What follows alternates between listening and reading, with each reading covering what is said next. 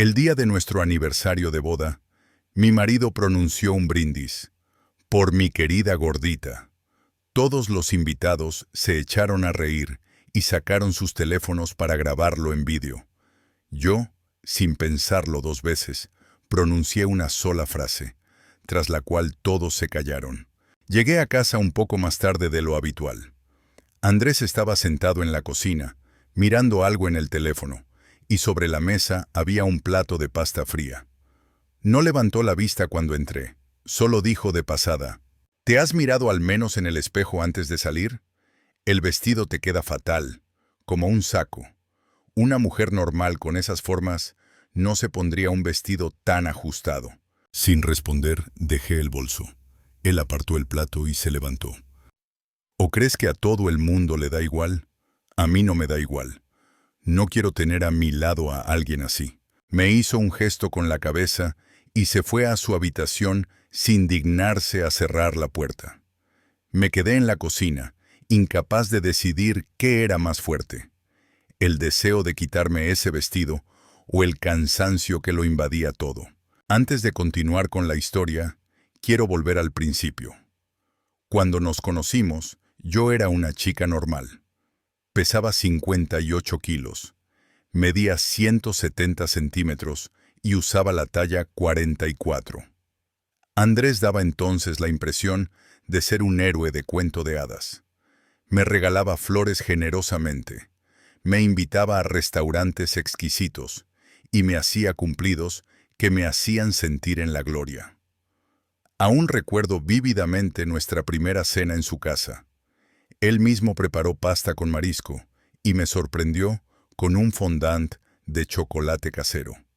Me comí mi ración y extendí la mano para pedir otra, pero él me detuvo con delicadeza.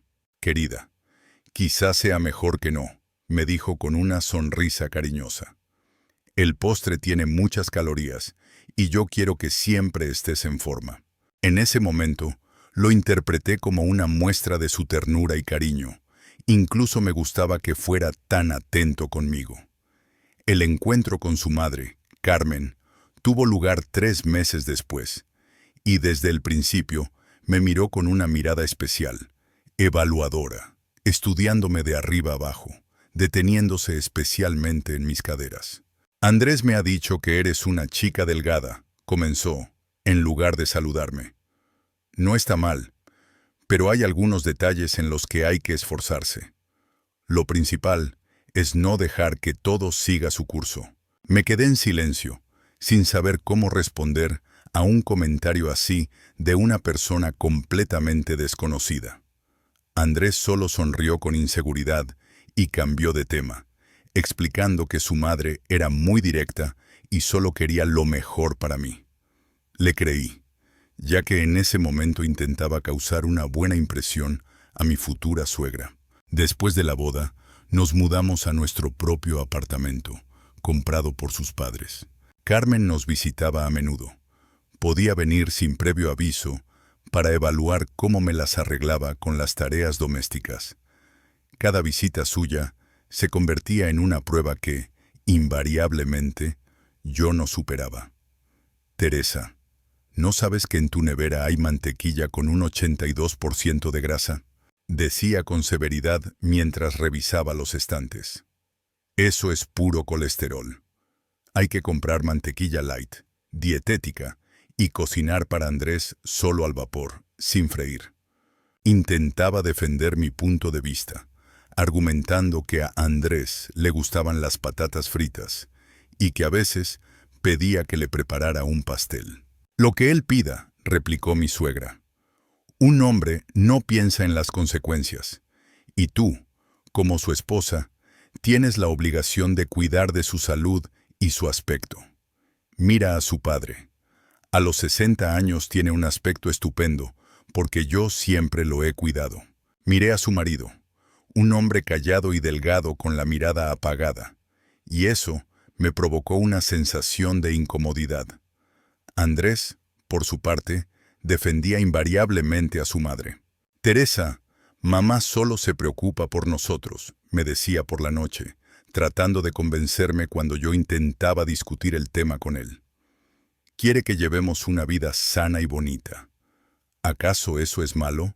Poco a poco cedí y empecé a cocinar al estilo Carmen. En nuestra casa aparecieron el brócoli al vapor, la pechuga de pollo hervida y el requesón desnatado.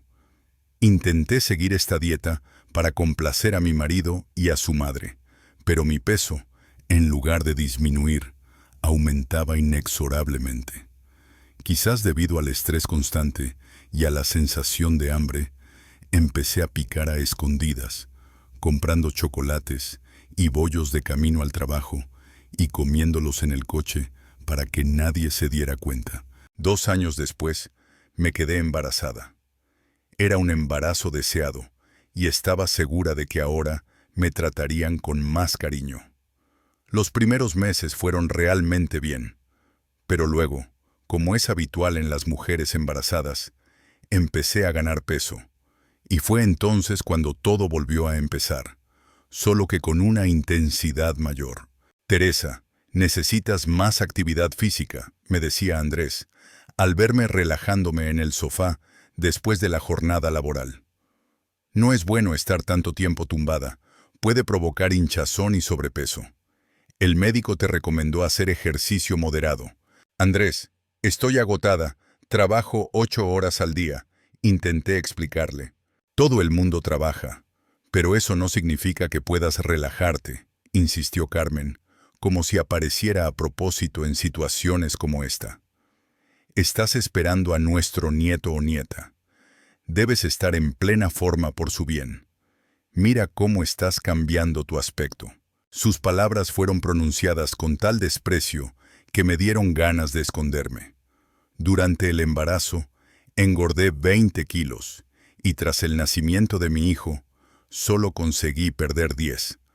Los otros 10 kilos se quedaron conmigo, acumulándose en mi cintura y mis caderas. Mi talla 44 se transformó en una 50.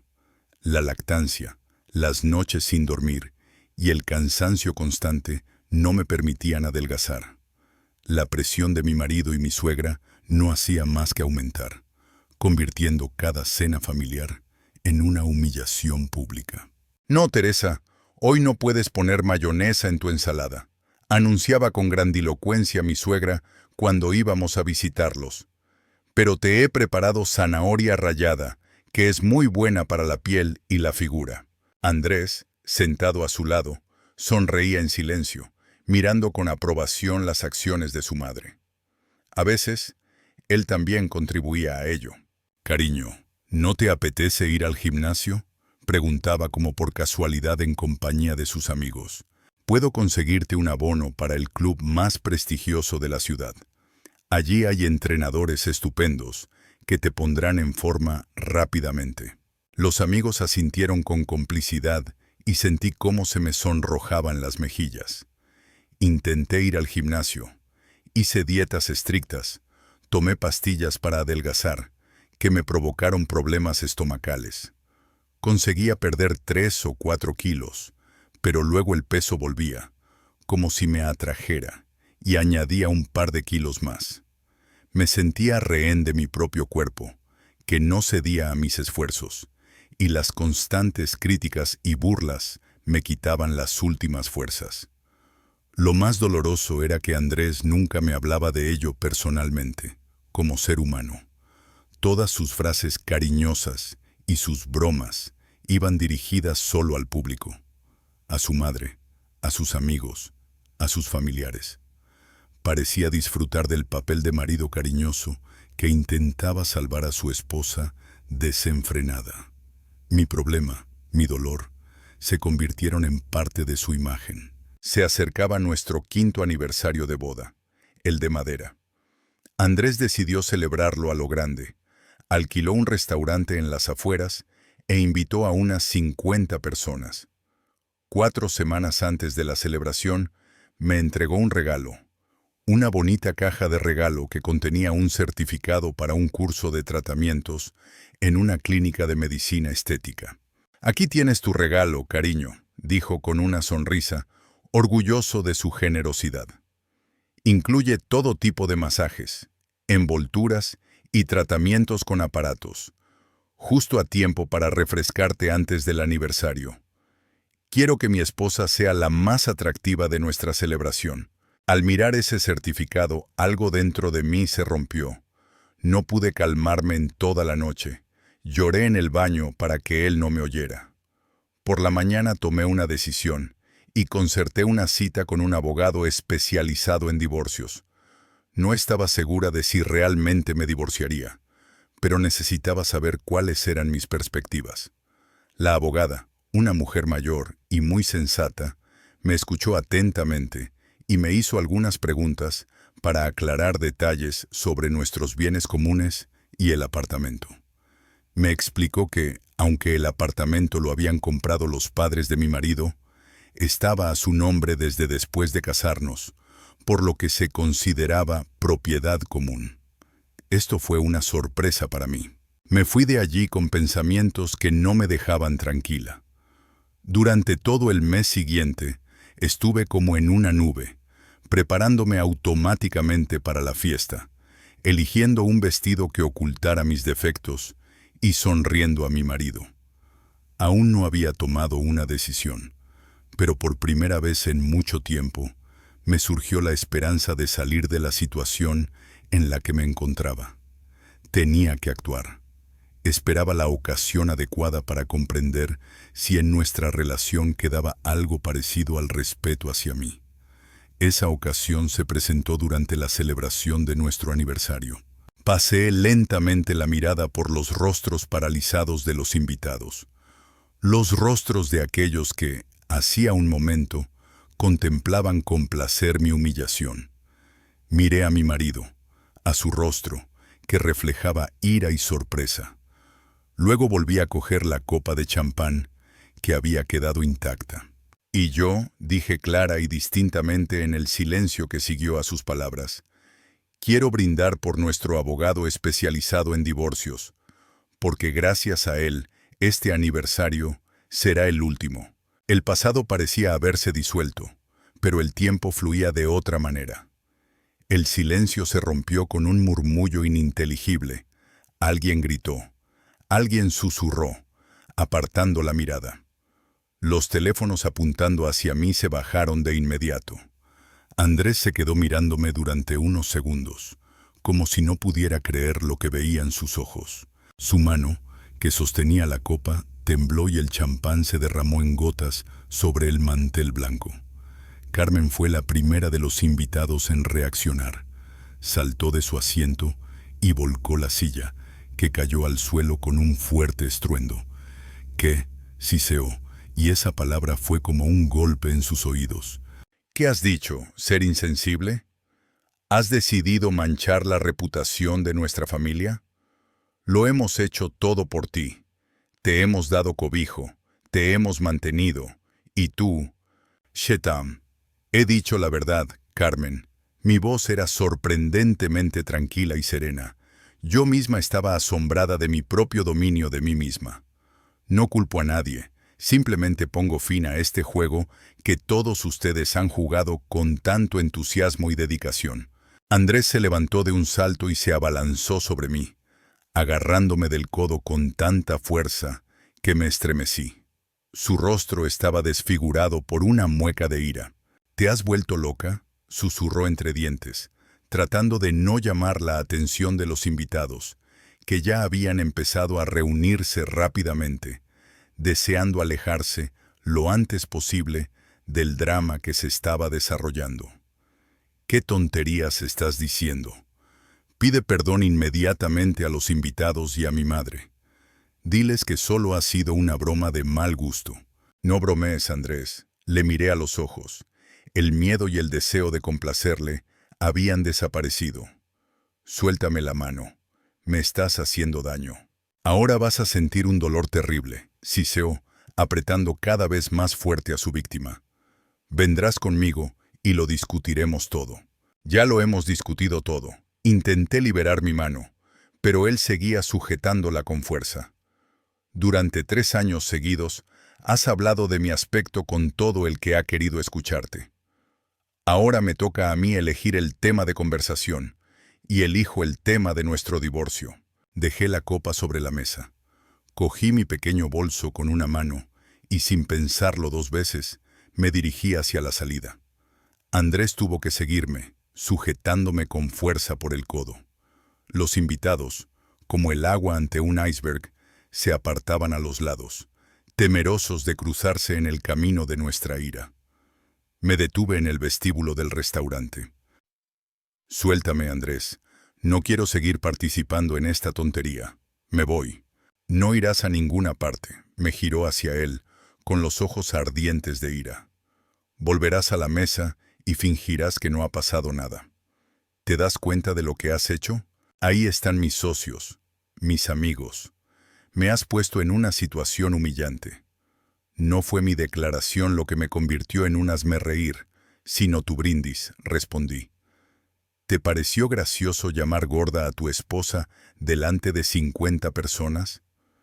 Disfrutaste con ello, lo vi. Pues bien, la diversión ha terminado. Ahora no será tan divertido». Con un movimiento de la mano, logré escapar de sus brazos. Ya tenía un moratón en el antebrazo. Me di la vuelta y me dirigí hacia la salida, pero él volvió a alcanzarme, sin intentar agarrarme, solo caminando a mi lado y murmurando con rencor entre dientes. «Te arrepentirás, Teresa, te lo garantizo. Te quedarás sin nada. Mi apartamento, mi coche, todo seguirá siendo mío. Te irás con una sola maleta, tal y como llegaste a mi casa. Mi madre tenía razón sobre ti desde el principio». «Ya veremos de quién será el piso», respondí tranquilamente, sacando el teléfono del bolso. «El abogado me ha explicado que los bienes adquiridos durante el matrimonio se reparten a partes iguales, independientemente de quién sea el titular». La mención del abogado pareció traspasarle el alma. Se quedó paralizado en la entrada del restaurante, mirándome con odio y con un nuevo brillo frío en los ojos, que delataba una estrategia bien pensada. Llamé a un taxi a través de la aplicación y esperé en silencio, sin volverme hacia él. La fresca brisa de la tarde trajo alivio a mi rostro acalorado. Oí cómo se alejaba y regresaba rápidamente al restaurante. La puerta se cerró con un golpe detrás de él. 10 minutos después llegó el coche y me fui sin mirar atrás. Le pedí al conductor que me llevara al hotel más cercano disponible. No tenía intención de volver a mi apartamento, a mi casa. Andrés regresó al salón, donde solo quedaban sus amigos más cercanos y sus padres. La mayoría de los invitados se habían ido. Carmen no se movió de su asiento. Su rostro estaba pálido, como cubierto por un paño blanco. Su padre, como de costumbre, permanecía en silencio. Solo jugueteaba nerviosamente con la servilleta en sus manos. «¿Dónde está?», preguntó su madre, sin esperar a que Andrés cruzara completamente el umbral. «Se ha ido», respondió él secamente, sirviéndose un whisky y vaciando el vaso de un trago. Hablaba de un abogado, de un divorcio, de la división de bienes. «¿Qué abogado?», exclamó Carmen. «¿Qué reparto de bienes? El piso lo compramos mi padre y yo. Ella no tiene ningún derecho sobre él. Siempre he pensado que era una mentirosa». «Mamá, cálmate». Andrés se sirvió otra copa, con las manos ligeramente temblorosas. Es que no podía compartir sus sentimientos con nadie. Es su táctica. Intenta infundir miedo de esa manera. No parecía una persona que estuviera fingiendo, dijo en voz baja uno de sus amigos, que hasta entonces había estado observando en silencio lo que sucedía. Tenía una expresión en el rostro como si ya lo tuviera todo pensado. Y tú, Andrés, por supuesto, tampoco te quedaste atrás. ¿Por qué hiciste ese brindis? Fue demasiado. Ha reaccionado de forma exagerada, le imitó Andrés. Solo estaba bromeando. Siempre bromeábamos así, y ella nunca se ofendía. Y ahora se comporta como una reina ofendida. No pasa nada, volverá por sus propios medios. Sin dinero y con ese trabajo, no tardará en vagabundear. Y si no vuelve, intervino el padre, hablando por primera vez en toda la noche. Si realmente ha ido al abogado. El piso está a tu nombre, Andrés. Lo compraste después de casaros. Es propiedad común. Ella tiene derecho a reclamar la mitad. Se hizo el silencio en la sala. Andrés se volvió lentamente hacia su padre, comprendiendo que tenía razón. Él mismo se había encargado de tramitar los documentos y conocía bien todos los detalles. La idea de tener que compartir su precioso piso de 3 habitaciones en el centro de la ciudad con esa mujer que, en su opinión, ya le había sido infiel, le provocaba un ataque de ira. Su vergüenza ante sus amigos pasó a un segundo plano. Ahora solo pensaba en el dinero, el enorme dinero que podía perder. Hay que llamar urgentemente a Miguel, dijo, refiriéndose al abogado de la familia. Hay que averiguar qué se puede hacer. Ella no recibirá ni un centavo. La pondré en su sitio de tal manera que ella misma renunciará a todas sus exigencias. Sacó el teléfono y, con la rapidez propia de la prisa, empezó a buscar el número en la agenda. Carmen, observando a su hijo, no pudo ocultar la aprobación en sus ojos, en los que ardía una llama helada. La guerra estaba declarada, y ellos, sin dudarlo, estaban dispuestos a luchar hasta la victoria, a cualquier precio. Yo estaba sentada al borde de la cama, en una habitación de hotel espaciosa, pero anodina, mirando fijamente a un punto. En el aire flotaba un olor empalagoso a cloro y ambientador artificial. La habitación era pobre. Un viejo televisor sobre una mesita, una moqueta desgastada, una bombilla tenue que apenas iluminaba la habitación. En comparación con nuestro luminoso y espacioso apartamento, amueblado con muebles caros, esta habitación parecía increíblemente primitiva. La adrenalina, que no me había dejado relajarme en toda la noche, comenzó a desaparecer y, en su lugar, se apoderó de mí un miedo palpable. Las manos, que antes apretaban el bolso como si estuvieran unidas a él por una roca inquebrantable, ahora temblaban sin cesar. Vertí en un vaso el agua de una botella que había comprado en recepción, pero no pude sujetarlo y se derramó la mitad. Había hecho lo que debía haber hecho hacía tiempo, pero no sentí la satisfacción del deber cumplido. Había destrozado mi vida y ahora estaba sentada entre los escombros, sin saber cómo seguir adelante. De repente, me llamó la atención el rostro tranquilo de Ana, la abogada, cuyo nombre recordé. Su tarjeta de visita estaba en el bolsillo lateral de mi bolso. Con dificultad, busqué los botones del teléfono con los dedos, ya que eran casi las 11 de la noche. A pesar de la hora tardía, marqué el número, con la esperanza de que al menos contestara el contestador automático. Después de varios tonos, se escuchó su voz tranquila y un poco ronca. Ana escucha. Hola, Ana, soy Teresa. Fui a tu consulta hace aproximadamente un mes, dije, acelerando un poco el ritmo, por miedo a que colgara. Te recuerdo, Teresa. Su tono no revelaba ni una pizca de sorpresa. Ha pasado algo. De forma confusa, saltando de un detalle a otro, le conté todo lo que había pasado en el aniversario. El brindis de mi marido, mi respuesta, las amenazas de Andrés en el vestíbulo del restaurante. Ella escuchó atentamente, sin interrumpir, y solo después de que terminé, guardó silencio durante unos segundos antes de pronunciar sus palabras, claras y contundentes. Han hecho lo correcto. Lo más importante ahora es que no vuelvan al apartamento bajo ningún concepto. Él puede intentar convencerlas, intimidarlas o darles lástima, pero no cedan.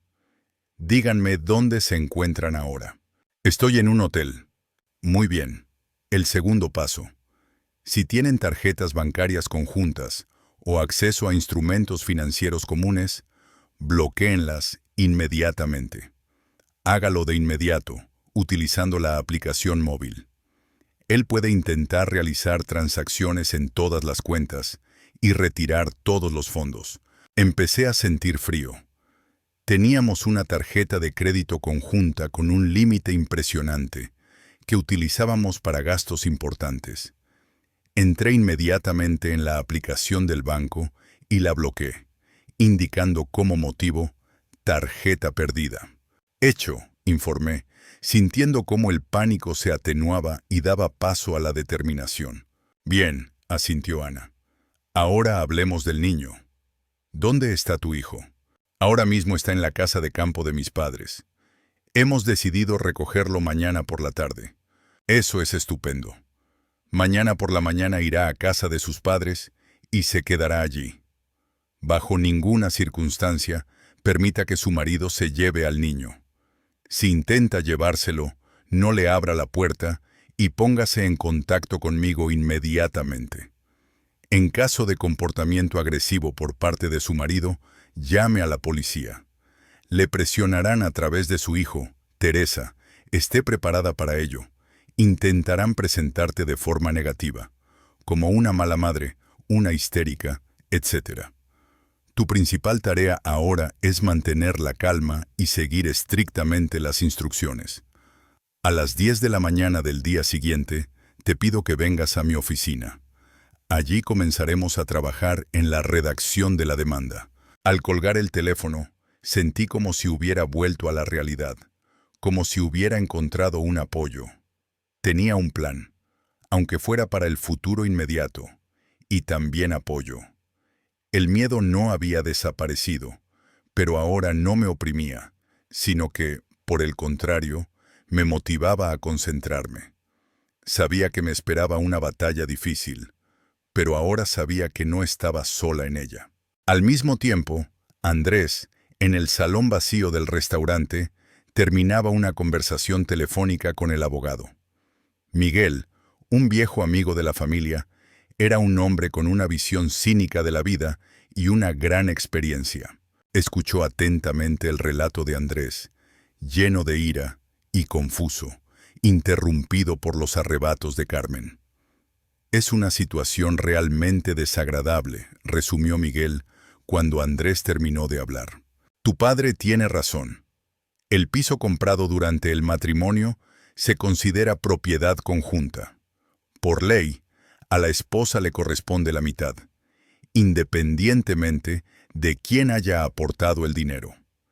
Demostrar lo contrario ante un tribunal será prácticamente imposible, a menos que tus padres tengan un documento oficial, redactado ante notario, que confirme la donación de fondos para la compra de esta propiedad. No tenemos ningún acuerdo de ese tipo, respondió con el ceño fruncido el padre de Andrés. ¿Quién podía imaginarlo? Pensábamos que lo hacíamos por el bien de nuestro hijo, por el bien de la familia. Entonces, parece que la solución más sencilla es dividirlo por la mitad, afirmó Miguel. Pero hay otras opciones, aunque no sean tan directas. ¿Cuáles?, susurró Andrés, inclinándose hacia adelante. En sus ojos brillaba un destello antinatural y siniestro. En el juicio tenemos que demostrar que ella no merece esta propiedad. Hay que probar que llevaba una vida inmoral, que era infiel y que no cumple bien con su papel de madre. Necesitamos testigos, pruebas, fotografías, vídeos, correspondencia, cualquier cosa que confirme todo lo dicho. Andrés frunció el ceño, porque sabía que Teresa era una esposa fiel y una madre cariñosa. Su existencia estaba dedicada por completo a él y a su hijo. Encontrar algo que pudiera desacreditarla era simplemente imposible. No, dijo con esfuerzo. Se quedaba en casa, como una gallina pegada al nido.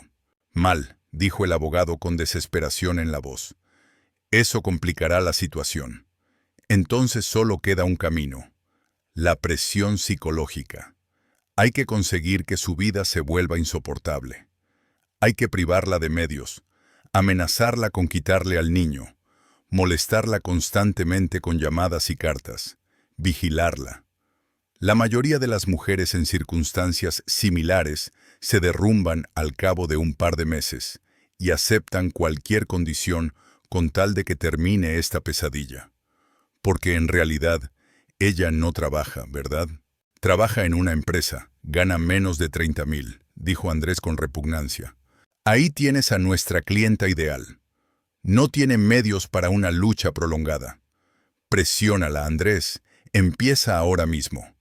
Primero con delicadeza, luego con más firmeza. Y lo más importante, aprovecha su punto débil. Dile que presentarás una contrademanda para determinar la residencia del niño contigo, ya que ella no es de fiar. Abandonó a su familia y desapareció sin dejar rastro. Eso debería sorprenderla. Andrés asintió. El plan le convenía. Sentía que recuperaba el control de la situación, que volvía a ser el dueño de la situación y no una víctima. Después de despedirse del abogado y de sus padres, se subió al coche y lo primero que hizo fue intentar llamar a Teresa. Pero el número no estaba disponible. Seguramente estaba consultando con un abogado, lo que no hizo más que aumentar su irritación. En el chat escribió rápidamente: Teresa, he cambiado de opinión. Perdona por ese brindis tan estúpido. Me equivoqué. Vuelve a casa. Vamos a resolverlo todo tranquilamente, dijo. Pausa. No hubo respuesta. Entonces se quitó la máscara de arrepentimiento y escribió un nuevo mensaje, sintiendo el frío veneno en cada palabra. Veo que has decidido actuar de otra manera. Bien. Si no vuelves a casa inmediatamente, haré que nunca más vuelvas a ver a nuestro Misha. Haré saber a todo el mundo que eres una mujer loca que ha abandonado a su propio hijo. Pulsó enviar y se sumió en el silencio, esperando. Estaba convencido de que después de eso, ella se derrumbaría. El mensaje de Andrés apareció en la pantalla de mi teléfono y me quedé paralizada, incapaz de apartar la mirada de las letras negras sobre fondo blanco. Mi cabeza se llenó de expectativas, súplicas, nuevos insultos, acusaciones de que había arruinado su vida. Pero la amenaza de privarme de Misha, mi pequeño hijo de 5 años, fue un golpe inesperado que por un momento me dejó sin aliento. Esperaba una oleada de miedo y desesperación, pero en cambio algo cambió dentro de mí, como si se hubiera activado un interruptor. El frío, que comenzó en algún lugar del plexo solar, atravesó todas mis venas como una ola helada, desplazando los restos de pánico. El temblor de mis manos se calmó. En su lugar, apareció una claridad penetrante, y en lugar de una mujer humillada, surgió la imagen de una madre dispuesta a defender a su hijo. Me di cuenta de que Andrés y su familia no se detendrían ante ninguna frontera. No me veían como una persona, sino como un obstáculo que había que eliminar, y ahora su atención se centraba en lo más valioso que tenía. Su mensaje quedó sin respuesta. Cualquier respuesta ahora sería inútil, solo confirmaría la eficacia de su táctica.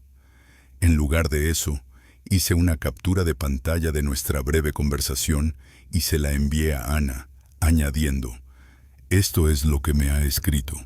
Ahora voy a buscar a mi hijo». La respuesta fue inmediata. «Buena decisión. Guarda todas las amenazas. Las necesitaremos en el juicio». Luego llamé a mi madre. Después de varios tonos, su voz somnolienta y agitada respondió al teléfono. «Teresa, ¿qué ha pasado? Es muy tarde. ¿Está todo bien con Misha?» «Mamá, tengo noticias», dije con calma, tratando de no alarmarla. «Misha está bien».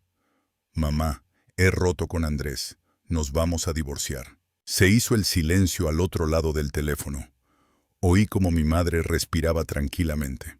«Ahora no puedo contártelo todo. Lo importante es que me está intimidando. Dice que se llevará a Misha. Puede que venga mañana por la mañana. Por favor, no le dejes llevarse al niño. Digas lo que digas. No le abras la puerta bajo ningún concepto».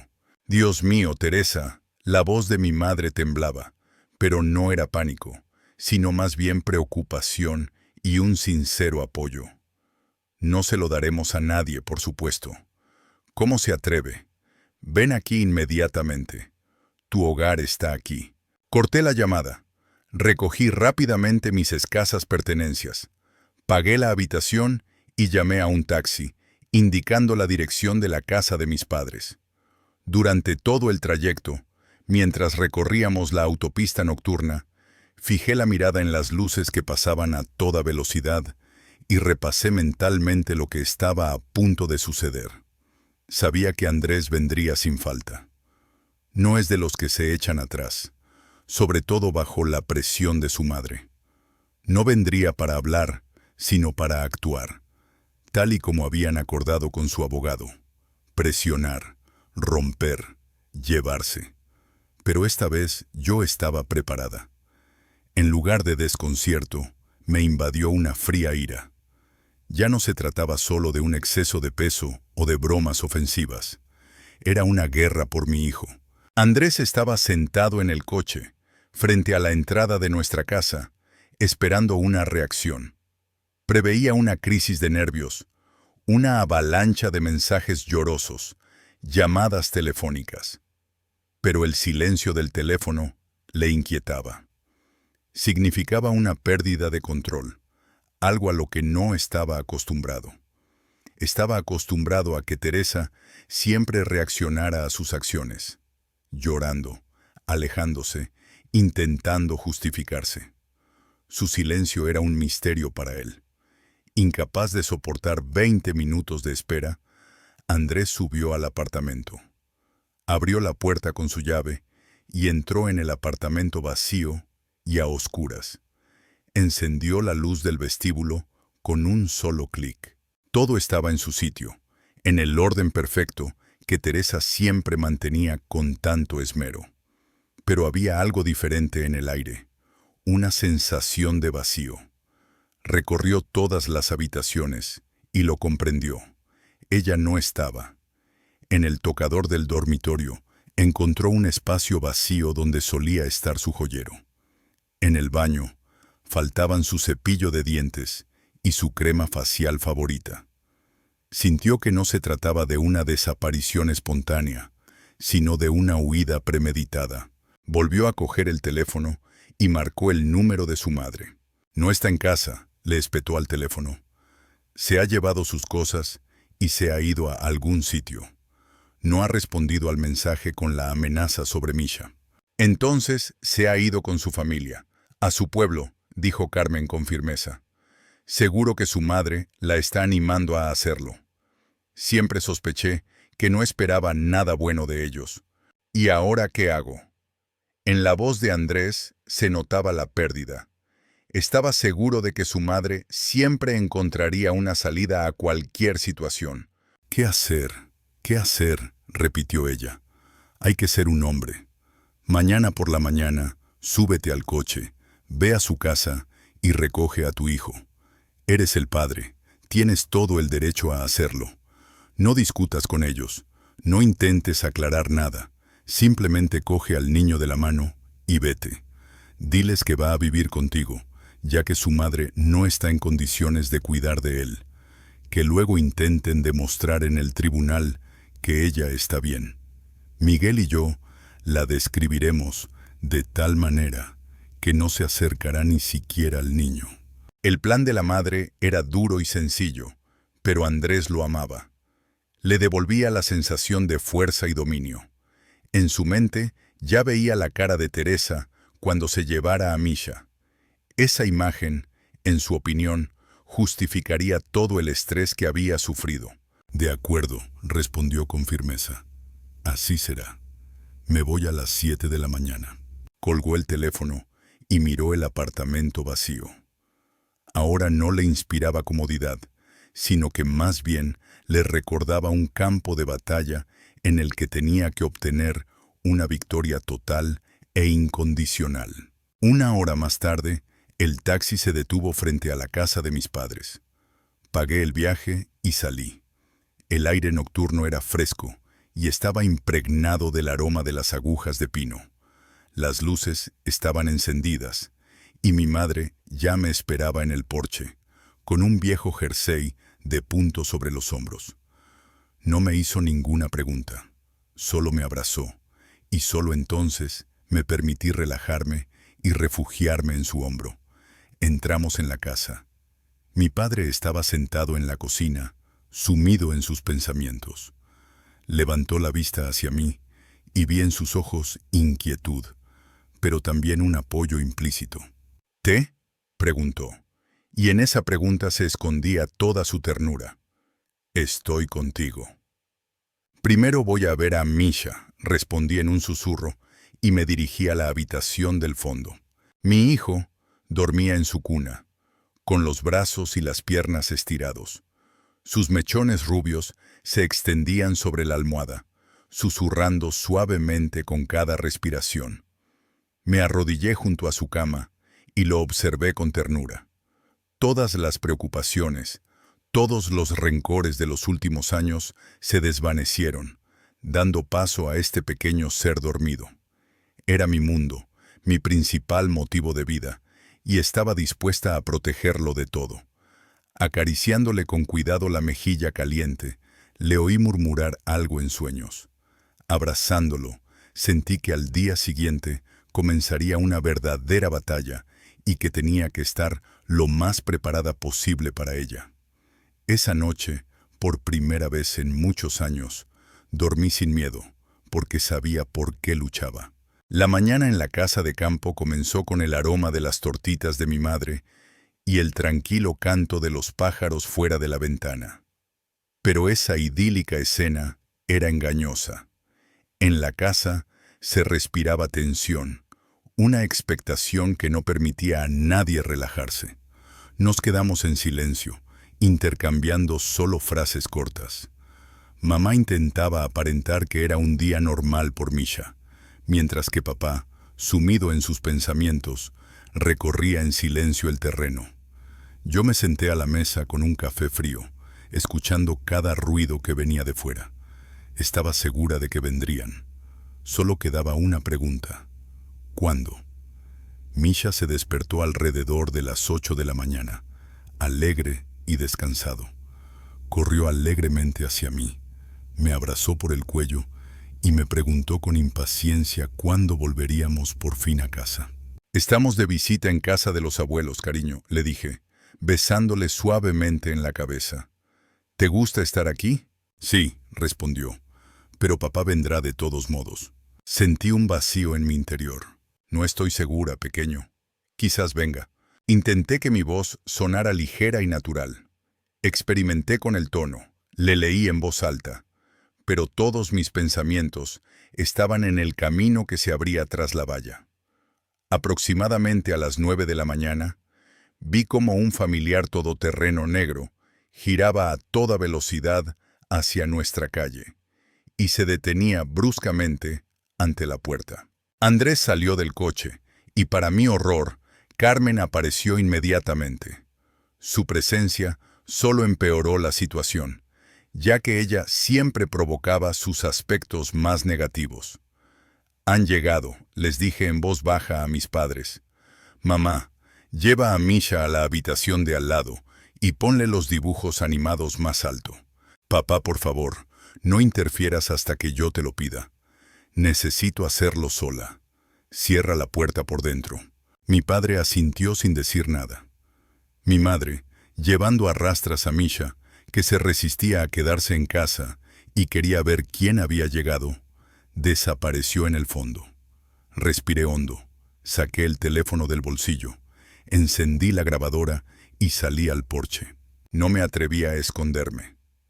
Bajé del porche, me acerqué a la verja y me detuve justo delante de ella. Andrés y su madre, con los rostros desfigurados por la ira, estaban al otro lado. «Teresa, no quiero hablar contigo ahora», dijo Andrés con tono brusco y autoritario. «Basta ya de teatros.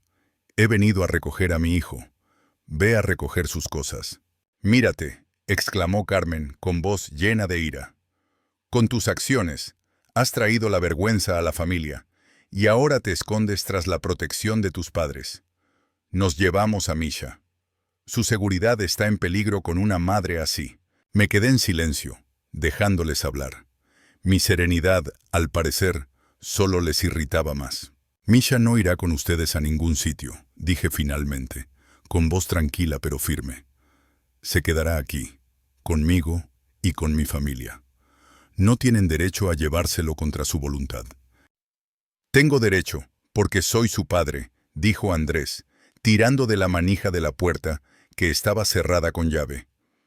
Y tú misma lo abandonaste y te fuiste de casa en mitad de la noche. Estás actuando de forma inadecuada. Voy a llamar a la policía y a los servicios sociales, y entonces veremos con quién se quedan el niño. Sí, llámalos. Lo miré fijamente. No te olvides de llamar a la policía. Yo también necesito hablar con ellos. Sacó el teléfono, como si fuera a marcar el número para demostrar a todos su determinación.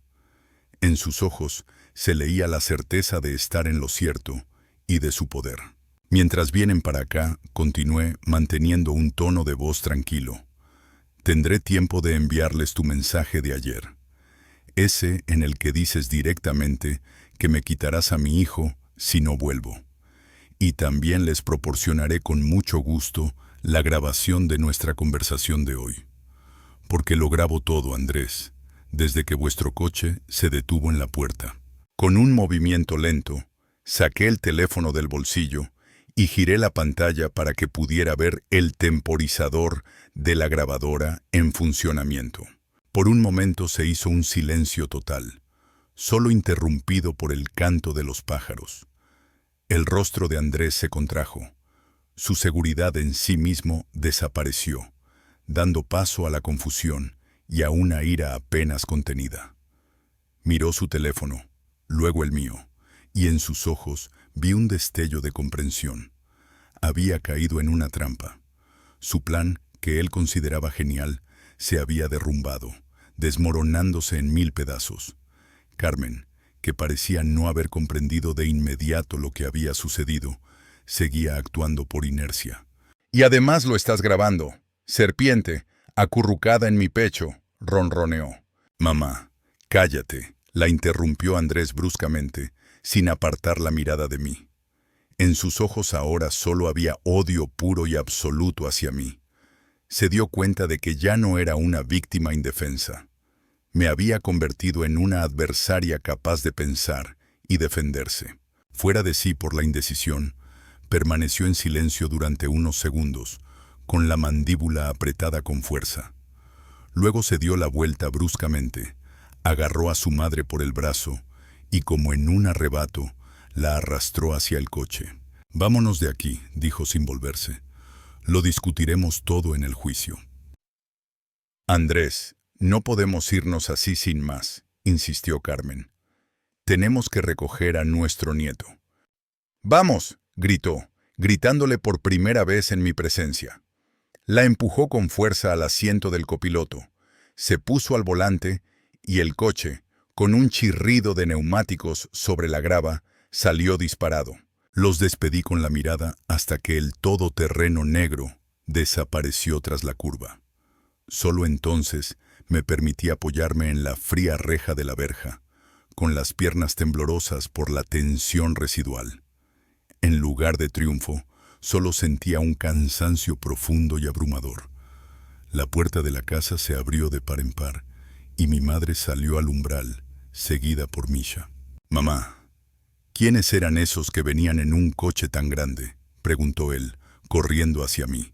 Me agaché para estar a su altura y lo abracé con fuerza. Desprendía un aroma a tortitas, leche y infancia despreocupada. Acerqué mi cara a su suave cabello, inhalando ese aroma único que tanto me gustaba. «Solo son personas que se han perdido, cariño», le respondí, mirando sus ojos sinceros y abiertos. «No tendrán que volver aquí nunca más». Él me creyó, como suelen hacer los niños con sus madres. Sin embargo, yo sabía que eso no era cierto. Volverían. No aquí, sino a otro lugar. Actuarían a través de abogados. de los tribunales, de conocidos comunes. Habíamos ganado la batalla, pero nos esperaba otra más grande, y yo estaba preparada para ella. La mañana transcurrió de forma automática. Misha desayunó abundantemente. Le contó a su abuelo con detalle su sueño con el helicóptero, y su madre y su abuela prepararon tortitas. Todo transcurría casi como un día normal, si no fuera por la angustiosa sensación de que el silencio era solo una pausa y que la siguiente llamada lo cambiaría todo de nuevo. Tenía el teléfono a mano, pero en todo el día no recibí ni un solo mensaje, ni disculpas, ni amenazas, solo un silencio vacío del que se desprendía un siniestro propósito. A las 9:30 volví a llamar a Anna y ella contestó inmediatamente. «Hoy voy a la comisaría», respondió con calma. «La grabación de la conversación de ayer será útil. Hay que dejar constancia de la denuncia por las amenazas recibidas. Esto reforzará nuestra posición en el juicio y nos dará derecho a presentar una contrademanda, en caso de que intente presionarte a través de los servicios sociales. Ya me estoy poniendo en contacto con mis colegas del Colegio de Abogados y preparando la declaración». Asentí con la cabeza, como si ella fuera capaz de captarlo. «Perfecto. Estaré allí a las 11. Mi hijo se quedará con los abuelos. Es la decisión correcta. Por el momento, absténgase de cualquier contacto. No ceda a sus intentos de manipular sus emociones. Mantenga la distancia. Ahora mismo, cada uno de sus actos puede tener graves consecuencias». Después de la llamada, fui a cambiarme. Elegí una camisa sencilla, unos vaqueros, me recogí el pelo, todo sencillo y sin florituras. Quería parecer natural y tranquila, irradiar confianza. Antes de salir, volví a pasar por la habitación de Misha. Le di un beso en la frente y le recordé que hiciera caso a la abuela. Él asintió y luego dijo: «Mamá, ¿a dónde vas? ¿Seguro que volverás?». Me senté a su lado y le cogí de la mano. «Por supuesto que volveré. Solo tengo que resolver algunas cosas. Por la noche jugaremos juntos, ¿vale?». Él asintió. Me abrazó con fuerza y, sin apartar la mirada, volvió a sus juegos favoritos. Al mismo tiempo, Andrés estaba en el despacho de su madre. La habitación estaba llena de documentos. El aroma del café fuerte flotaba en el aire, y frente a él, en una silla, estaba sentado Miguel, el abogado de la familia, a quien Andrés había enviado la correspondencia por la noche. «Todo está claro», dijo Miguel, hojeando las páginas. «Amenaza de privación de la patria potestad. Esta declaración se le puede presentar. Su silencio le favorecerá. En todas las demás circunstancias, es un fracaso total». «¿Y si está mintiendo?», objetó Carmen. «No tenemos motivos para creer que realmente estuviera grabando.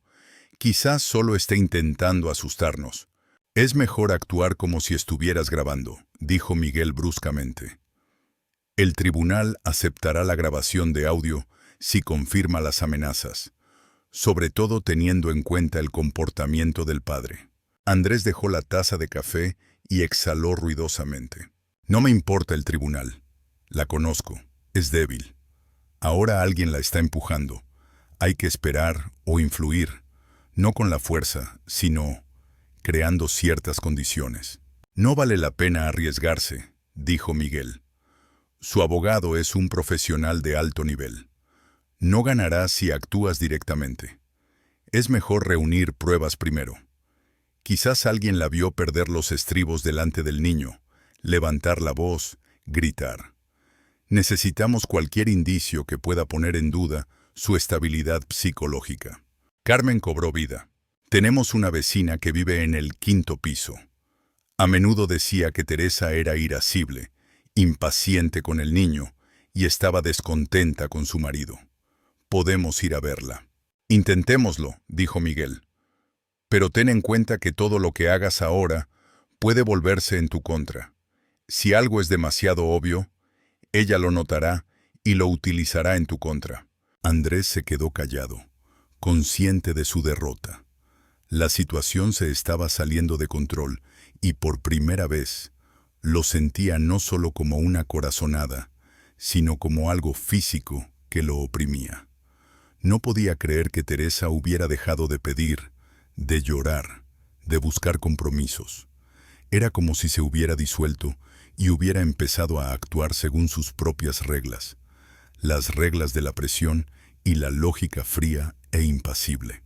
En la oficina de Ana flotaba el olor del papel y un aroma apenas perceptible de perfume. Me recibió en el pasillo, me acompañó a su oficina y tras cerrar la puerta con llave, me dejó solo. Lo ha hecho todo correctamente. Ahora nuestra tarea no es solo la asistencia jurídica, sino también la formación de su posición clara. Aquí tiene la declaración para la policía, que debe leer y firmar. En ella reflejaremos tanto la amenaza de retirada del niño como la situación de ayer en la puerta. Ya he informado al investigador y le atenderán sin tener que esperar en la cola. Revisé los documentos y los leí con atención. El lenguaje era conciso y objetivo, sin matices emocionales innecesarios. Todo estaba expuesto de forma clara y concisa. Y además, añadió, presentaremos una demanda de divorcio y al mismo tiempo una solicitud para que se le asigne la custodia del niño. En los materiales del caso se presentarán copias de capturas de pantalla de la correspondencia, extractos de llamadas, un certificado de la clínica, si hay información sobre sobrecargas nerviosas causadas por conflictos, no para provocar compasión, para demostrar la presión. Asentí con la cabeza. Todo era claro y lógico. Me sentía como si hubiera vuelto a mi antigua vida, donde todo se decide paso a paso, con la ayuda de documentos y un plan. Estoy lista, respondí. Ana dejó la carpeta y de repente, bajando la voz, dijo, empezará a presionarte sobre tu profesión, tus ingresos, tus condiciones de vida. Pueden intentar entrar en tu oficina. Mantente alerta. Sentí cómo se me tensaban de nuevo los hombros. De acuerdo, susurré. Los documentos estaban firmados. El siguiente paso era ir a la oficina. Al volver, recibí una copia de la solicitud y sentí que, por primera vez en esta lucha, no solo tenía la voluntad, sino también las posibilidades reales de llevarla a cabo. El trayecto a la oficina transcurrió sin sorpresas. Me senté en el coche, observando a los transeúntes, escuchando la radio de fondo y sintiendo una extraña alienación, como si todo lo que estaba sucediendo no me concerniera a mí, sino a alguien ajeno. Por dentro, todo parecía haber pasado a un modo económico, trabajando solo para no cometer errores, no revelar nada innecesario, no mostrar desconcierto. Delante de la puerta apagué el teléfono, lo guardé en el bolso y respiré hondo. Tenía que pasar por todo esto hasta el final, paso a paso, sin desviarme del camino trazado. En el puesto, la empleada comprobó mi pasaporte, asintió con la cabeza y me invitó a pasar al despacho del investigador de guardia. El hombre, de unos 10 años, escuchó atentamente mi historia, tomó mi declaración y enseguida adjuntó a ella las capturas de pantalla y la grabación que le había entregado en una memoria USB. No intentó preguntarme por los detalles, no comentó la situación, pero su aspecto serio y sereno inspiraba confianza. Esto no es ninguna broma, dijo con calma cuando terminé, especialmente si se trata de un niño. La grabación será una prueba valiosa para nosotros. A continuación, actuaremos según el procedimiento habitual. Se dictará una resolución y se notificará a la otra parte. Si él sigue llamando, escribiendo, especialmente de forma agresiva, guarde todos los contactos. Tras darle las gracias, firmé todos los documentos necesarios y salí del edificio. En la calle soplaba un viento fresco y el cielo estaba cubierto por una fina capa de nubes. Miré el reloj. Faltaban 15 minutos para las 2. Aproximadamente a las 2 ya estaba en la casa de campo. Mi padre me recibió en la puerta sin decir una palabra, solo asintió con la cabeza. Siempre entendía sin necesidad de palabras cuando alguien estaba al límite. El olor a verduras guisadas, los rotuladores infantiles esparcidos, el libro abierto en el alféizar de la ventana. Todo en la cocina seguía igual. Misha y su abuela estaban haciendo un rompecabezas, y él le contaba con entusiasmo qué tractor dibujaría cuando terminaran. Al oír mis pasos acercándose, corrió hacia mí, y sin pensarlo 2 veces, lo abracé. En ese momento, todo lo demás se desvaneció, y solo sentí su olor, el calor de sus manitas, el peso de su cuerpo en mis brazos, y eso fue lo que le dio sentido a lo que estaba pasando. Toda la familia almorzó, evitando cuidadosamente el tema que se cernía sobre nosotros como una nube. Mamá compartió detalles sobre cómo una vecina le había regalado un frasco de mermelada de grosellas. Papá asentía en silencio y comía. Y Misha bromeaba sobre el tractorista que iba a dibujar. Después de la comida, ayudé a recoger la mesa, lavé los platos y por fin me permití relajarme y me senté en el sofá. No encendí la televisión, no toqué el teléfono, simplemente me senté y reflexioné. Me vinieron a la memoria las veladas familiares de hacía 2 años, pasadas en esa misma casa. Fue entonces cuando Carmen declaró abiertamente por primera vez que yo estaba estropeando a su hijo, que no lo alimentaba correctamente, que Misha era nervioso y mimado. Andrés no intervino en aquella situación, solo se levantó y salió a la calle. Más tarde, mi madre confesó que había sido una prueba para ver hasta dónde podía llegar, y ahora parecía que estaba dispuesta a traspasar todos los límites. Cuando Misha se durmió, volví a hablar con Ana. Me confirmó que había aceptado la solicitud y me dijo que al día siguiente ya se podría presentar la demanda de divorcio y resolver la cuestión de la residencia del niño. Quedé en vernos por la mañana. Hablamos de los papeles que necesitaríamos, del orden en que debíamos actuar y así terminamos la conversación. Esa noche me acosté antes de lo habitual. El cansancio no era físico, sino algo más general, difícil de expresar. Parecía impregnar cada célula de mi cuerpo, pero mi mente estaba ordenada. Todo se estaba desarrollando según lo previsto, y lo más importante, sentía que ya no estaba sola. En el apartamento de Andrés reinaba un silencio tenso. Carmen no podía quedarse quieta. Iba de un rincón a otro, apretando entre sus manos una taza con té ya frío. Andrés, concentrado en su trabajo con el ordenador portátil, buscaba precedentes en los que los padres habían conseguido recuperar a sus hijos, utilizando como argumento la inestabilidad emocional de las madres. Anotaba diligentemente las frases clave y fijaba los argumentos, mientras revisaba los debates en los foros de padres. «Te dije que era astuta», respondió su madre sin levantar la vista. «Y tú siempre la justificabas. Mira a dónde nos ha llevado eso». Andrés guardó silencio. Su ira no iba dirigida a su madre, sino a sí mismo.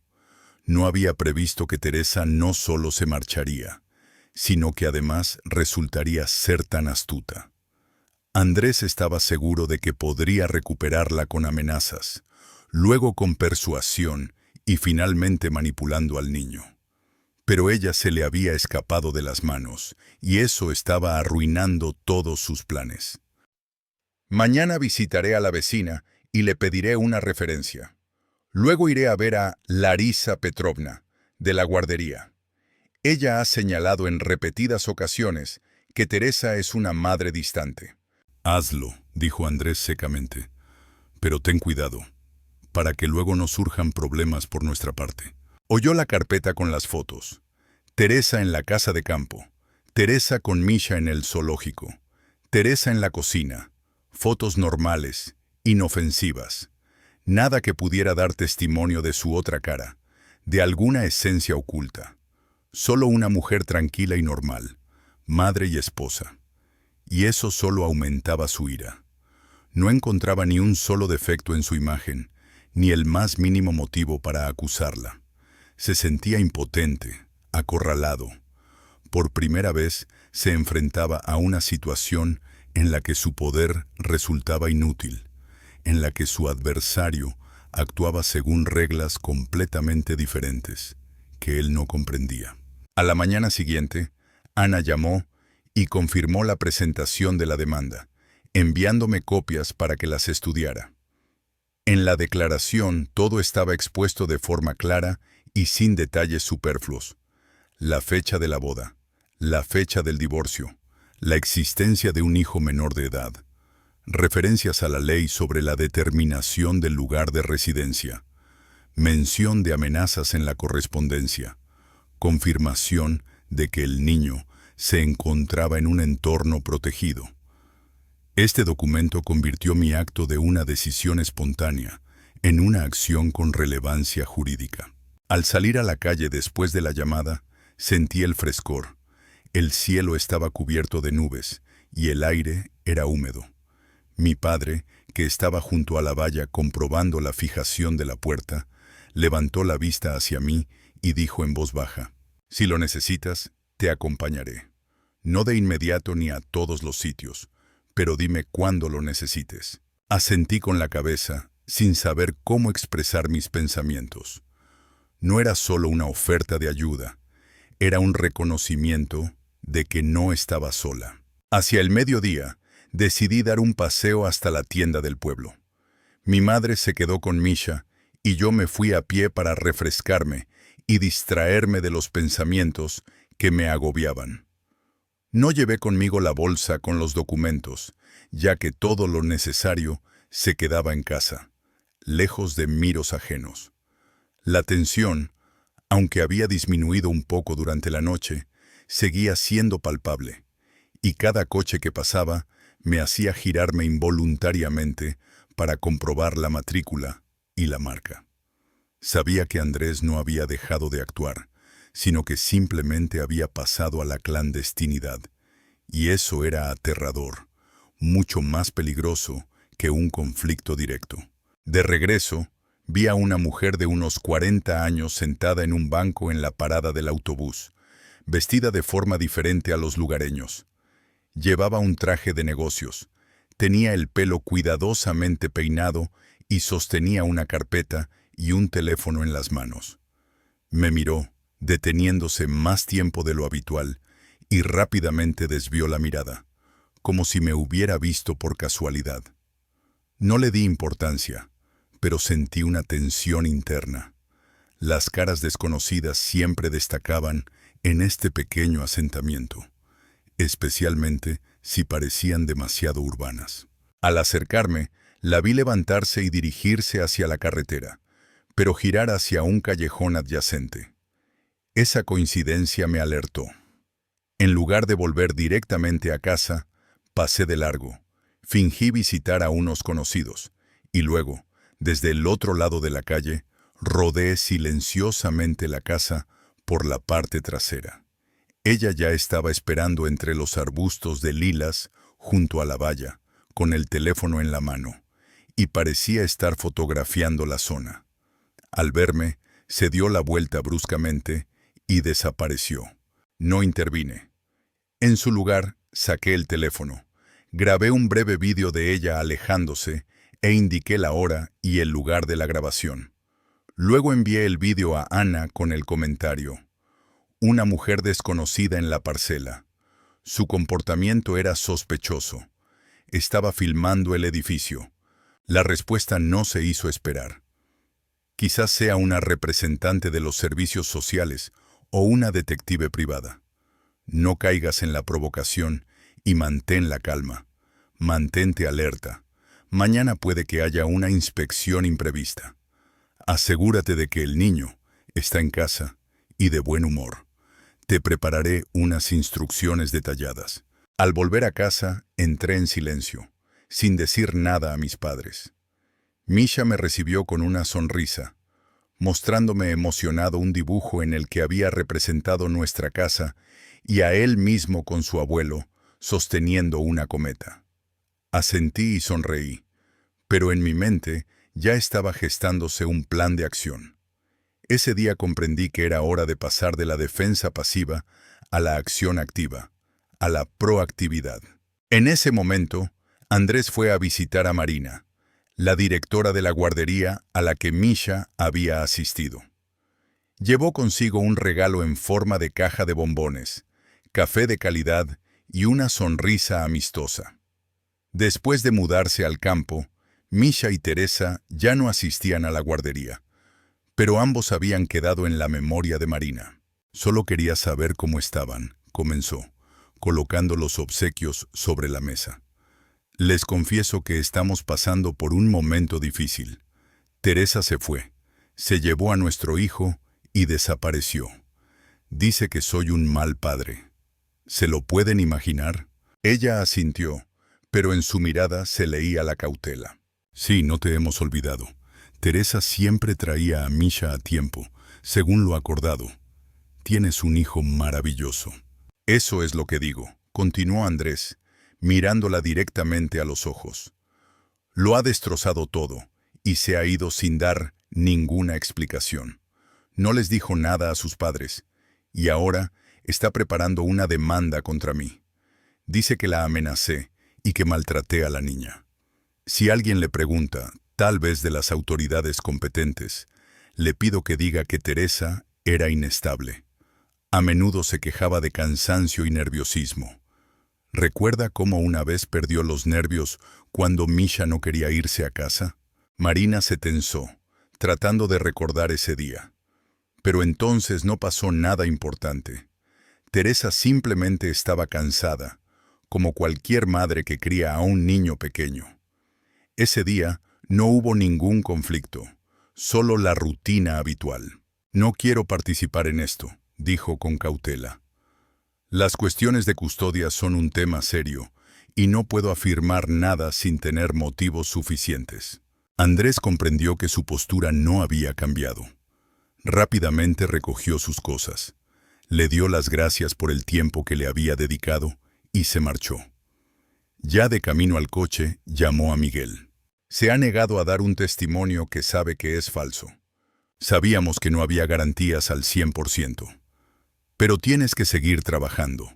Necesitamos reunir al menos algunas opiniones neutrales, o mejor aún, negativas. Y no te olvides del inquilino del quinto piso.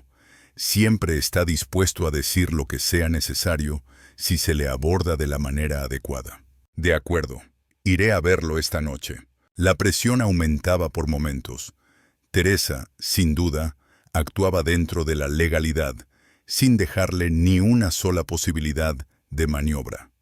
Pero él estaba seguro de que, si lograba crear al menos alguna duda, eso le daría una oportunidad. La clave era imponer al tribunal la imagen de Teresa como madre inestable. Ana me llamó por la noche. En su voz se percibía una nueva tensión, apenas perceptible, que antes no había notado. Teresa, he recibido una llamada de la Comisión de Menores. Tu familia ha recibido un mensaje anónimo sobre una posible situación desfavorable. No se descarta que mañana por la mañana venga un inspector. ¿Anónimo?, repetí sintiendo cómo se me encogía el corazón.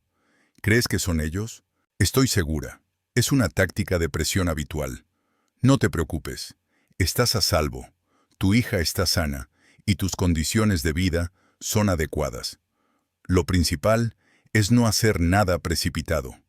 Reúnase con él con calma, muéstrele los documentos y explíquele la situación. Le enviaré una lista con todo lo que necesita preparar. Fotos del niño, certificados, una copia de su demanda. Debe tener todos los documentos a mano. Muy bien, lo conseguiremos. Después de la llamada, se lo conté todo a mis padres. Acordamos que, durante la visita del inspector, Misha jugaría en su habitación bajo la supervisión de su abuela, y yo podría recibir a los invitados con tranquilidad y sin nerviosismos innecesarios. Mi padre revisó los documentos de los invitados. Mi madre ordenó la cocina y, por si acaso, preparó un té de hierbas para que la casa tuviera un aroma agradable y relajante. Como en los días anteriores, me acosté temprano. La ansiedad estaba presente, pero ya no me dominaba ni me paralizaba. Sabía lo que me esperaba, y lo más importante, estaba preparada para que esto fuera solo el primer paso de un largo camino. Andrés iba a por todas, pero cada uno de sus pasos dejaba ahora una huella notable que se podía seguir. Esta conciencia me tranquilizaba. La mañana comenzó cuando Misha irrumpió en mi habitación con un libro e insistió en leerlo. Nos sentamos en el sofá. Él se acomodó en mi regazo y empezó a pasar las páginas. Su calor, su respiración pausada y su total ausencia de inquietud creaban una atmósfera casi fantástica, mientras a nuestro alrededor sucedía lo que normalmente habría causado alarma. Pero incluso en el silencio, solo interrumpido ocasionalmente por la vocecita infantil, yo escuchaba cada ruido, esperando a ver si llegaba un coche o si llamaban a la puerta. A las 9:30 sonó el timbre, y tras pedirle a Misha que se quedara con la abuela, salí de casa. En la puerta me recibió una mujer de unos 45 años, con un impermeable claro, que llevaba un carné en la mano. Detrás de ella iba un hombre, algo más joven que ella, con el rostro inexpresivo, una carpeta y la mirada perdida. Abrí la puerta y, manteniendo la calma, inicié la conversación. «Buenos días. ¿Les interesa una denuncia anónima?» La mujer se sorprendió un poco, pero asintió con la cabeza. «Somos de la Comisión de Menores, la inspectora jefe Blinova. Nos gustaría discutir con usted algunas cuestiones y conocer las condiciones de vida del niño. Hemos recibido información que nos hace temer por su bienestar». «Por supuesto. Pasen. Los documentos ya están listos. El niño está en casa, goza de buena salud y se encuentra muy bien». En la terraza ya había preparado fotocopias del certificado de nacimiento, los informes médicos, la declaración judicial, una copia de la denuncia policial y una memoria USB con la grabación de la conversación en la puerta. La inspectora examinó las pilas de documentos cuidadosamente ordenadas, las hojeó y las dejó a un lado. «¿Podemos ver al niño?» Asentí con la cabeza e invité a los invitados a pasar a la habitación. Misha, que estaba jugando con un juego de construcción, se sorprendió por la aparición de los adultos, pero no mostró ni una pizca de miedo. La abuela le explicó tranquilamente que eran invitados, y Misha los saludó educadamente. La invitada le hizo varias preguntas neutras. ¿Cómo se llamaba? ¿Dónde vivía? Si iba a la guardería. Misha respondió a todas las preguntas con seguridad y sin titubear, y luego volvió a sumergirse en sus creaciones con el juego de construcción. Al volver a la terraza, noté que la inspectora Blinova me miraba con una expresión más suave que al principio. «El niño está claramente bien cuidado. El ambiente es tranquilo. Pero Teresa, debes comprender que estamos obligados a actuar si hay el más mínimo motivo de preocupación. Lo entiendo. Pero también debes comprender que detrás de esta señal no hay preocupación por el niño, sino un deseo de ejercer presión. Ya he denunciado oficialmente las amenazas del padre del niño. Se ha presentado una denuncia ante la policía y se ha abierto un caso. Su abogado está utilizando una táctica estándar: obtener el máximo beneficio a través de los servicios de protección de menores. Estoy dispuesta a cooperar y lo estoy documentando todo, lo estoy guardando todo. Por fin, el hombre que hasta entonces había guardado silencio pronunció sus palabras. ¿No ha pensado que el comportamiento del padre podría ser una manifestación de su deseo de recuperar a su hijo? Lo miré sin emoción. Si realmente quisiera recuperar a su hijo, primero se habría puesto en contacto conmigo para discutir las condiciones. En lugar de aparecer por la mañana, sin previo aviso, agitando los brazos en la puerta, gritando que estoy enferma y amenazando con llevarse al niño. Todo esto fue grabado en vídeo y la grabación ya ha sido entregada al investigador. Tras una breve pausa, la inspectora Blinova guardó los documentos, introdujo la memoria USB en una carpeta especial y dijo: «Todo está claro. La investigación ha concluido. El informe estará listo en 3 días laborables. A día de hoy, no hay motivos para preocuparse». Los acompañé hasta la puerta, les di las gracias y volví a la casa. Mi madre me recibió con expresión de preocupación, pero yo solo asentí con la cabeza. Por ahora todo está bien. La llamada a Ana, después de eso, se convirtió en una mera formalidad. Ella confirmó que la reunión había salido según lo previsto y pidió que no se tomara ninguna medida durante los 2 días siguientes. Se esperaba que Andrés diera el siguiente paso y teníamos que dejar que cometiera un error. Andrés deambulaba impaciente por el despacho. Sobre la mesa había un teléfono con la aplicación de videovigilancia abierta. Le costaba creer que Teresa realmente hubiera grabado su conversación y la hubiera enviado a la policía. El silencio del abogado en el chat durante 3 horas seguidas no hacía más que aumentar su inquietud. Cogió una botella de agua, dio un par de sorbos para refrescarse y volvió a llamar a Miguel. ¿Hay alguna novedad? Desde el otro lado de la línea se oyó una voz cansada.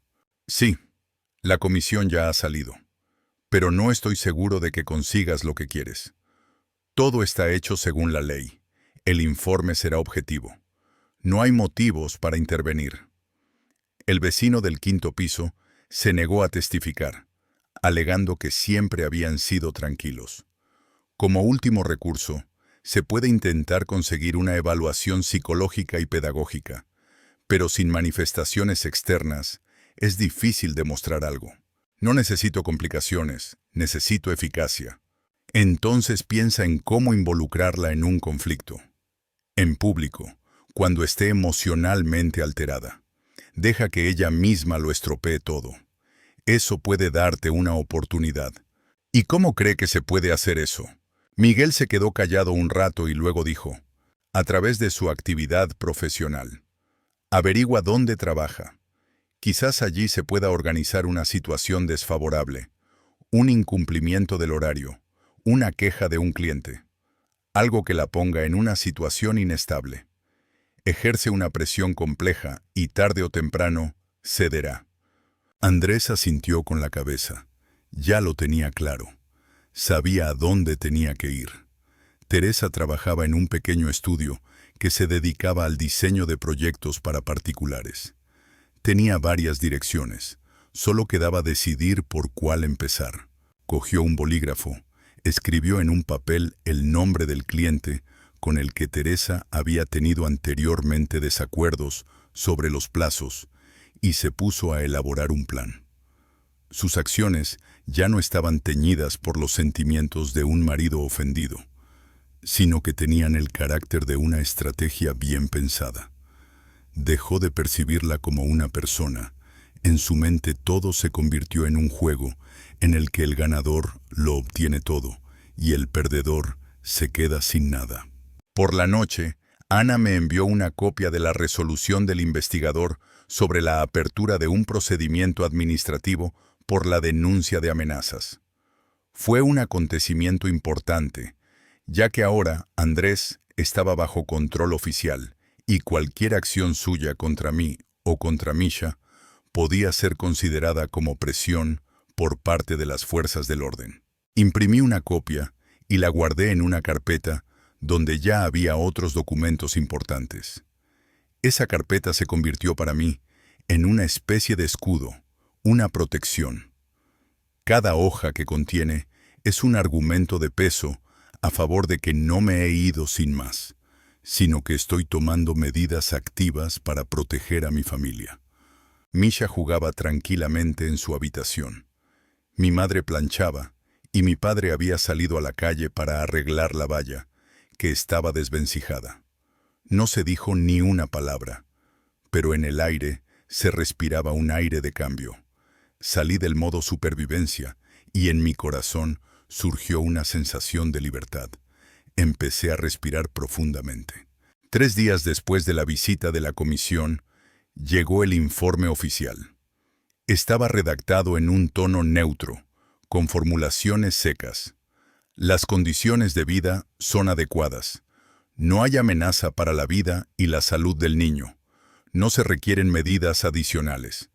Este documento no eliminaba todas las preocupaciones, pero proporcionaba una base sólida. Yo había cumplido la ley, había cumplido todos los requisitos y había actuado dentro de las normas establecidas. Esto era beneficioso tanto para mí como para Ana. El lunes teníamos previsto presentar un nuevo conjunto de documentos que incluía el dictamen de la comisión y la resolución del investigador. El viernes, ya al atardecer, llegó la notificación de la admisión a trámite de la demanda y la convocatoria de una vista preliminar. Leí varias veces el mensaje antes de darme cuenta de que ahora todo adquiría carácter oficial. Ya no se trataba simplemente de un conflicto familiar, sino de un proceso judicial en toda regla, en el que cada parte podría expresar su posición, con pruebas documentales, argumentos y, lo que es más importante, con consecuencias concretas. Por la noche llamó Andrés. Era su primera llamada en 5 días. No contesté. Solo apagué el sonido. Intentó llamar 2 veces más y luego me escribió: «Sabes que acabaremos en los tribunales de todos modos, pero te resultará más fácil si no te resistes. Estoy dispuesto a negociar, de forma pacífica». Me quedé en silencio. Media hora después llegó una nueva pregunta. ¿Crees que el tribunal se pondrá de tu parte? Eres madre, trabajas a tiempo parcial y no tienes una vivienda fija. Yo puedo darle todo a un niño. ¿Y tú qué puedes ofrecerle? Me quedé en silencio, sin responder. En su lugar, reenvié ambos mensajes a Anna, tal y como habíamos acordado anteriormente. Ella respondió lacónicamente: «No entres en diálogo. Está probando tu reacción. Mañana pensaremos en un plan». Por la mañana me fui a la ciudad. Misha se quedó con sus padres. En la oficina del abogado, los documentos estaban cuidadosamente dispuestos sobre la mesa. El calendario de las audiencias, la lista de posibles testigos. La abogada propuso llamar al tribunal a la directora de la guardería, a mi jefe y a mi vecina, que había sido testigo de una de las visitas de Carmen con fuertes escándalos y acusaciones. Discutimos la lista de argumentos y redactamos una declaración para prohibir la disposición de los bienes comunes hasta el final del proceso judicial. «¿Entiendes?», dijo Ana, colocando las copias sobre la mesa. «Él no se detendrá. No le interesa tanto el niño como el control. El tribunal es solo un medio para él. Para él es una cuestión de poder, de dignidad. No perdonará que te hayas ido, que no hayas cedido a su presión, que no hayas vuelto. Utilizará cualquier método, a través de conocidos, del trabajo, de documentos oficiales. Pero si usted se mantiene firme y no cede al pánico, él no tendrá la más mínima oportunidad». Asentí en silencio. Todo lo que decía parecía razonable y verosímil. Ya sabía muy bien de lo que era capaz Andrés. Sus maniobras para presentarme como una persona inestable, su presión a través de la comisión, su inesperada propuesta de acuerdo. Todo ello encajaba en un mismo cuadro. Sin embargo, ya no era una participante involuntaria en una obra dirigida por otra persona. Ahora era yo quien escribía mi propio guión. El lunes solicité al tribunal una restricción temporal del contacto con el niño hasta que se dictara la sentencia sobre la custodia. El motivo era el intento de traslado ilegal del niño y las declaraciones amenazantes.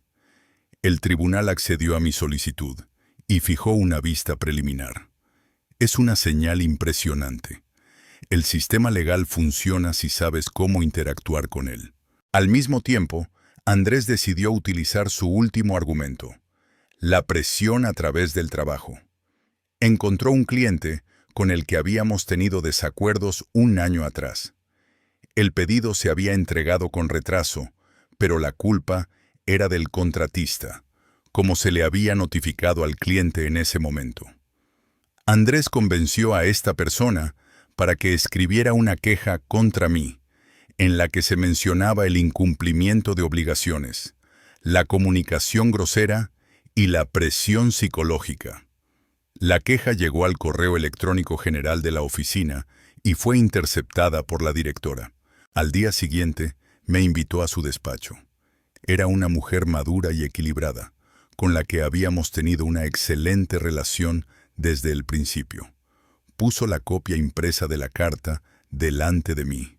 Suspiró profundamente y dijo: «Teresa, tú entiendes de dónde viene esta queja. Está redactada de forma imprecisa, sin detalles concretos, pero aún así necesito hablar contigo sobre ella. No la transmitiremos a nadie, pero tengo la obligación de escuchar tu explicación». Le conté todo. Ella escuchó en silencio, asintió con la cabeza y guardó el papel en una carpeta. «Si lo necesitas, puedo concederte una baja temporal para que puedas descansar y no te pongas nerviosa. Pero si prefieres mantener el ritmo de trabajo ahora, trabaja tranquila, no habrá ninguna queja». «Quiero seguir trabajando», dije. «No permitiré que nadie me desvíe del camino que he elegido, aunque alguien intente presionarme. Gracias por no tener miedo». «No fui yo quien tuvo miedo, fuiste tú. Ahí está toda la diferencia». Al levantarse, me tendió la mano y cerró la carpeta. En ese momento, me di cuenta de que había encontrado otro apoyo, un espacio donde no me pisotearían con chismes, donde no analizarían cada uno de mis movimientos. También era una línea de defensa, y en ese frente aún no había sufrido ninguna derrota. La audiencia estaba prevista para el viernes. Ana y yo llegamos 20 minutos antes de que comenzara. Andrés apareció al final, solo, sin su madre ni su abogado.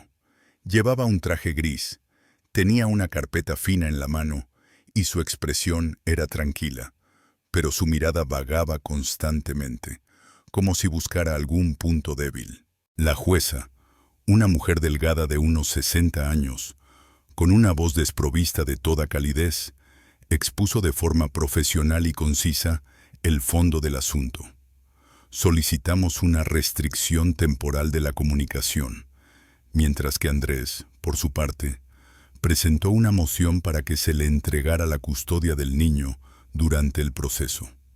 La jueza escuchó a ambas partes, hizo algunas preguntas aclaratorias y a continuación anunció un receso. 15 minutos después, la jueza dictó una resolución provisional. Hasta la próxima vista, el niño permanecería bajo la custodia de la madre, y el padre podría verlo, pero solo con el consentimiento por escrito de ambos progenitores y en presencia de un tercero. La jueza hizo especial hincapié en que cualquier acción destinada a ejercer presión sería registrada. En el pasillo, después de la sesión, Andrés se acercó a mí. «¿Crees que has ganado?». Lo miré sin mostrar ninguna emoción. «No busco ganar, lucho por mi hijo». Se dio la vuelta en silencio, sin decir una palabra. La seguridad que antes había en sus ojos había desaparecido, dejando solo ira y cansancio. Lentamente, sin mirar atrás, se dirigió hacia la salida. En casa, por primera vez en todo este tiempo, sentí que podía respirar tranquila. Misha me abrazó y me preguntó cuándo volveríamos al parque. Le prometí que el domingo iríamos sin falta, siempre y cuando no lloviera. Mamá trajo té y papá encendió la radio en silencio. Todo parecía normal, pero en mi interior sabía que todo había cambiado. Ahora tenía un escudo, experiencia, mi propio sistema que, aunque imperfecto, Funcionaba. Y por fin tenía voz. Habían pasado más de 3 meses desde aquella noche en el restaurante, cuando anuncié por primera vez mi decisión de pedir el divorcio. Durante ese tiempo, muchas cosas habían cambiado. Algo se había roto definitivamente, y yo había dejado de intentar arreglarlo. Otras cosas, por el contrario, han adquirido una nueva forma, lentamente, a veces con incertidumbre, pero siempre según mis reglas. El tribunal ha dictado sentencia. Estamos oficialmente divorciados. Me he quedado con la custodia del niño. Andrés tiene derecho a visitarlo según el calendario aprobado por el tribunal, con la presencia obligatoria de un psicólogo, tal y como recomendó el Centro de Protección de los Derechos del Niño. Todos nuestros intentos de influir en la decisión, desde quejas hasta emotivas cartas de su madre, resultaron inútiles.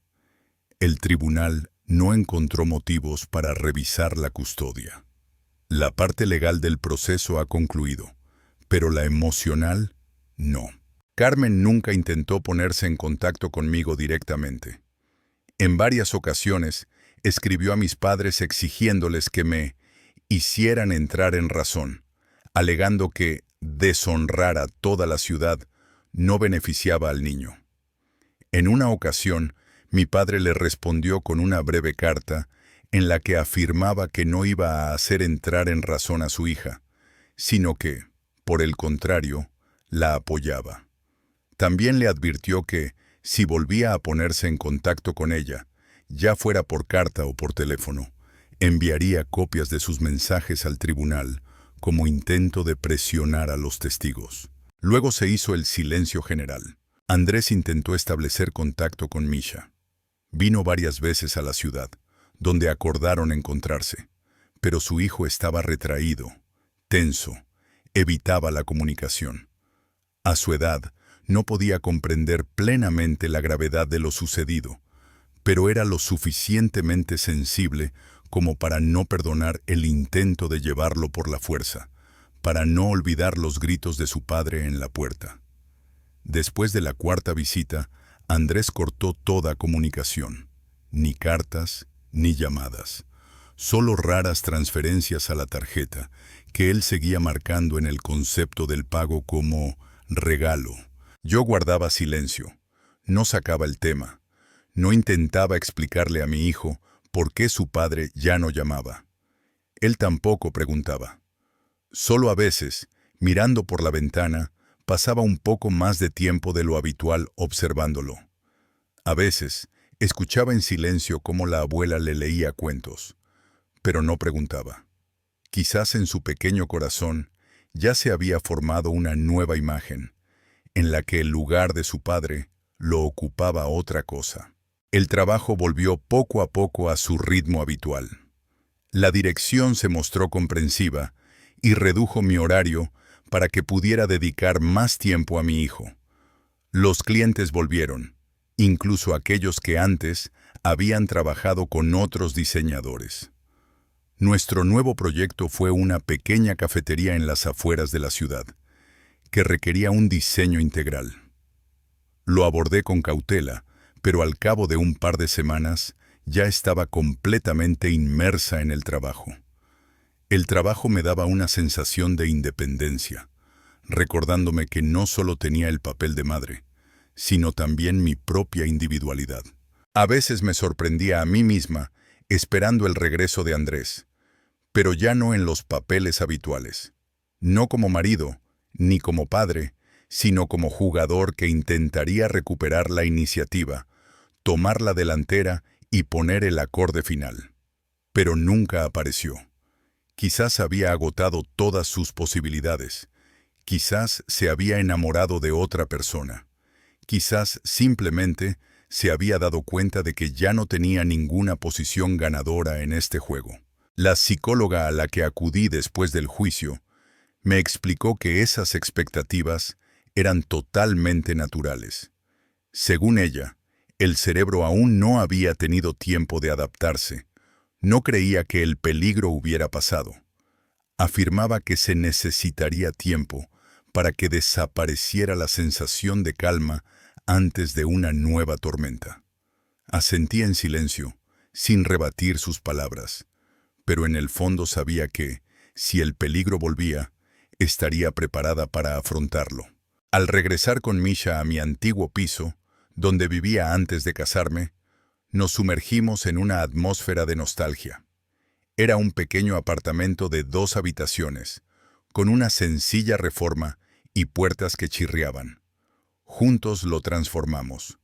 Pintamos las paredes, instalamos nuevas estanterías y montamos un sofá desde cero. Misha se mostró especialmente apasionado con la elección de las cortinas. Insistió en el color verde e incluso eligió una alfombra verde para su habitación. Todas las noches las pasábamos juntos en la cocina, preparando cenas sencillas pero deliciosas. Nos acostábamos escuchando cuentos en audio. Nos reíamos cuando se producían explosiones en el microondas, y cada vez que lo miraba, estaba segura de haber tomado la decisión correcta. Por supuesto, no era perfecto. Hubo dolor y consecuencias, pero aún así, fue lo correcto. Una vez, al volver a casa después de un paseo en minibús, Misha de repente me preguntó, «Mamá, ¿no te has recuperado?»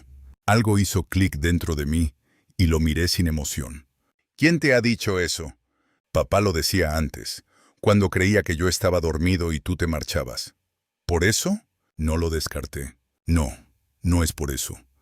Pero era algo que no me gustaba. Quiero tener a mi lado a personas que me respeten, no a personas que se burlen de mí. Él asintió, se sumió en sus pensamientos y luego dijo, «Me gustas, y siempre has sido así, ahora y antes». Lo dijo con tanta naturalidad, como si estuviera describiendo el tiempo. Desvié la mirada hacia la ventana para ocultar lo significativas que eran sus palabras. Desde entonces, no volvimos a sacar el tema. Me olvidé del peso, de contar calorías, de evaluarme en el espejo con fría crítica. Simplemente existía. Por la mañana despertaba a mi hijo, preparaba café, revisaba el correo electrónico, lo acompañaba al jardín y luego me ponía a trabajar. Por la noche pasábamos tiempo juntos.